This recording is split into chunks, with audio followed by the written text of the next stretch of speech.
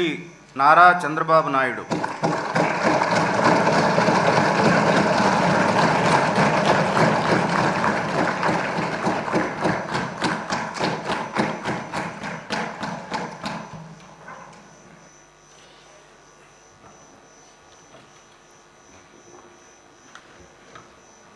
నారా చంద్రబాబు నాయుడు అనే నేను శాసనసభ సభ్యునిగా ఎన్నిక అయినందున శాసనం ద్వారా నిర్మితమైన భారత రాజ్యాంగం పట్ల నిజమైన విశ్వాసం, విధేయత చూపుతానని, భారతదేశ సార్వభౌమాధికారాన్ని, సమగ్రతను కాపాడుతానని, నేను స్వీకరించబోయే కర్తవ్యాన్ని శ్రద్ధాశక్తులతో నిర్వహిస్తానని దైవ సాక్షిగా ప్రమాణం చేస్తున్నాను.